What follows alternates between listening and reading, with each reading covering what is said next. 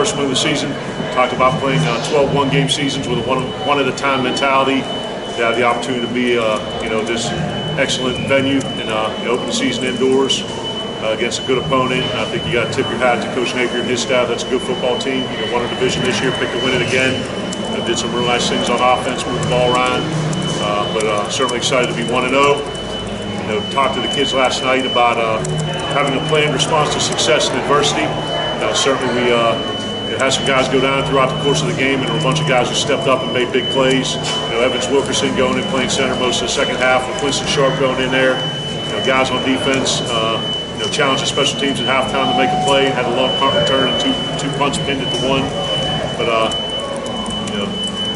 what we wanted to do offensively and strike a balance with our ability to run the ball and pass the ball successfully. I think we took a positive step in that regard, ran for about 250, and I think we're close to 250 passing. Aside from the one turnover, protected it pretty well, so I think we were a little bit more explosive. Defensively, I think we bent, we didn't really break. As I told the guys after the game, Jeffrey Simmons isn't coming back, Montez Sweat isn't coming back, Jonathan Abrams not coming back. We're not that defense. We need to find our own identity. We need to find a way to make plays. And ultimately, at the end of the day, it's not about one phase or one unit. It's about us playing together as a team. And it's going to be old school Mississippi State football. We're going to have to find a way on a weekly basis to fight, scratch, and claw like junkyard dogs, and find a way to win football games. And I think we did that today. We'll learn off it tomorrow. Start getting ready for Southern Miss. Questions? We'll start with Gary. Joe, Kylan Hill, nearly 200 yards, 27 carries. How big of a workhorse was he for you guys? Yeah, I think we saw that in flashes last year. We got him healthy. He's feeling really good. Had an excellent training camp, and we talked about the possibility of a 200-yard game today, actually a pre-game meal, and he fell 3 short. But I think he's one of the premier backs in the conference and in the country, and I think he showed that today. Joe, could you ask something more Tommy in his first game as a starting quarterback? Yeah, I think Tommy came out, and like I said, I don't have the numbers, 20, 30, roughly kind of in that range, almost 250. 2 passing touchdowns, 1 rushing touchdown, no interceptions. Had the 1 fumble on the corner blitz there. But I texted with Tommy last night. I said, you've been working for this opportunity for your whole life and for the past few years. And I said, I want you to go out, I want you to play loose, I want you to have fun. And for a guy to come out and make his first start, have that kind of production, I was very excited for him. And I think it was a good, like I said, good positive step for the rest of the year. Coach, you said you talked to the special teams unit to make a play in the second half. Obviously, it was a little bit of a mess in the first half. What did you say to them, and I guess what was your reaction to their response? Some of it's not suitable for work, so the quorum prohibits me kind of repeating exactly what I said, but I will paraphrase that. We got hit with the punt, which turned it over, and then we missed a field goal. So I said we needed to get we needed to find a way to make a play on special teams. All right, and that was part of the challenge, and they came out and Malik with the long punt return and 2 punts pinned at the 1. And punt was an issue, not issue. It was an area we wanted to improve last year. We still have some substitution things we got to clean up a little bit. We'll get those things fixed, but it was good to see the special teams make a positive contribution in the second half.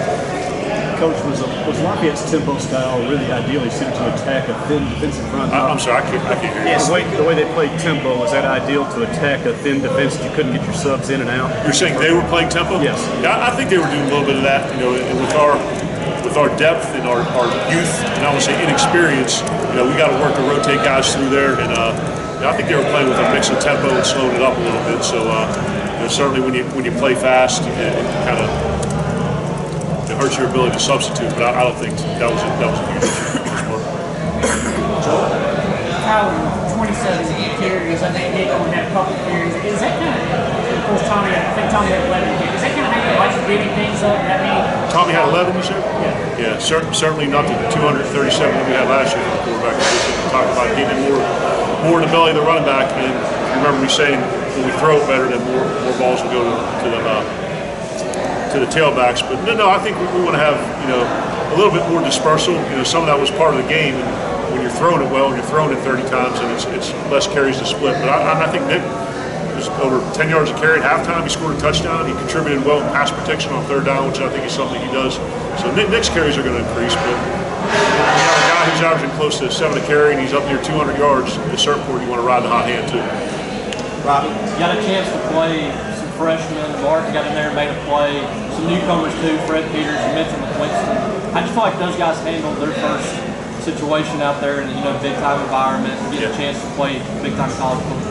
I think a lot of it, we'll have to look at the tape and see exactly how they did. But, when talking to the team after the game, I asked the guys to raise their hand if it was their first time playing in a college game, and a bunch went up. And Jarion, Martin Emerson was in there, Colin Duncan, a bunch of those true freshmen. Javonte Payton had a nice catch, had a few opportunities. So we think we've done a good job bringing some talented players in, and for them to have the opportunity to get their feet wet in a game that we earmarked as one where they would play and be green-lighted, I think it was good for them to get that first experience. Joe, when 2 offensive linemen go down, does that make your heart stop a little bit to have 2 replacements out there? There ain't many more hairs to go gray, so we'll have to get some greasing. But no, I mean, and it sounds cliche, but we always talk about a next man in mentality. If someone goes down, the person replacing them is going to do as good or better of a job. I don't know that anyone could have foresaw Darryl and DP both going down. And I think you guys remember that we've kind of talked in the past about Marcus or Coach Johnson, getting guys in different positions during the course of the game and the season, and also through practice, where you have that positional flexibility. I mean, the last play of the game, Winston Sharp hasn't taken a snap at center. I don't know the entire camp, but he always works when we do quarterback center exchange during pre-practice. So for Evans to come in, and then I'm not even sure who was at the guards at that point. But yeah, I mean, certainly it's less than ideal to have your captain center and your starting left guard go down in the course of the game. Steve, and then we'll go to the far right. Joe, how would you characterize the play of your wide receivers today? I think it was very positive. I mean, I said don't have the numbers. Cyrus made a nice bunch of plays. Sir? 5 for 88. And you look at the slot position when you kind of combine those guys and what they did. Austin had a touchdown catch and a long one. Zuber had a nice one and then one called back. Dedrick had the screen and another one. So, the other thing that I did when I addressed the offense after the team was told the guys to raise their hand if they got a touch in the game tonight. I would guess it was around the 8 to 10 range. So then Guidry had probably 4 or 5 too. So good positive step for a group that we challenged to step up in the past game, and I think we can build off. Kind of a crazy first half. Was that, you think, first game jitters? Some guys playing when they maybe weren't expected to up until this week? I think in the first part. It was a kind of a crazy first half. Crazy? Yeah. Do you think that was first game jitters, or do you think it was guys maybe stepping up for the first time having to play? I think that's probably part of it. And I think you look at game 1s across the country, in week 0 games, there's a little bit of that element of kind of getting on the field and playing when there's no lifeguard on duty, you know what I mean? When you're out there and it's referees and it's live and there's a crowd. So I think a certain part of it was some of the places where we're inexperienced, getting those guys out there for the first time. But I also think a lot of times you see the most improvement in a team from game 1 to game 2. So there were certainly a lot of things that happened there in that first half. Steve? Tommy's reads, Coach, do you feel like just on the first blush that he was making the right reads today? Yeah, there were a few. Probably, the ball could have gone to a different spot, but what's the math guy? 20-30, that's like 66%, kind of in that range. That's pretty good, right? English guy. But yeah, I mean, for the most part, he was making the right reads. I'm sure we'll look back and there'll be 2 or 3 or 4 that maybe should have gone somewhere else, but they were blitzing us off the bus. I mean, they were sending a lot of pressure, and I think our line handled it well. We picked it up, and certainly were able to run against it. So I think if we can get our guy throwing at 66% for the course of the year, and we always talk about kind of that 60 to 65 being the barometer. That's what we're looking for the position. Coach, obviously we talked about not having Jeff or Montez, all that. What did you see maybe was struggling with the pass rush, and also on that play action, that sort of roll out to the left? It seemed like they got you a couple of times. Was that kind of the same concept of what wasn't working on the pass rush, or was that something different? I'm going to have to grade the tape because you're trying to watch the defense, give them encouragement, corrections, and I'm also going through the offensive series. But just from observationally, what we talked about at the beginning of the week with them doing formation in the sideline, speed sweep motions, and a bunch of window dressing, it really challenges your eye discipline. And I'm going to guess if we go back and look at it, there are going to be some eye violations where we were maybe not supposed to be, or maybe communication things where we didn't make a check on a motion. But at the end of the day, guys, Bob Shoes is one of the best defensive coordinators in the country. And he had the guys in good position, and Billy Napier's a good offensive coordinator. So we'll learn off of the things. Bob and the staff will do a great job, and we'll be better off of it for week 2, because that was a very challenging first game with everything that they threw at us. Coach, talk about you were ahead comfortably, and then Braden Cavey started to come back. What you do to stop them from changing the momentum of the game that allowed us to isolate the field?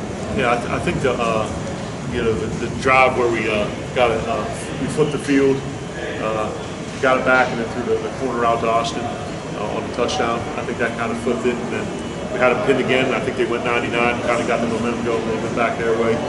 You would have liked in that 4-minute drill to be able to punch it in for a final touchdown when we were able to get the field goal. But just when you thought you had them on the ropes and it was close to a knockout, they kept getting back to the center ring and circling around and keeping it a fight. That's a credit to Coach Nate and his staff.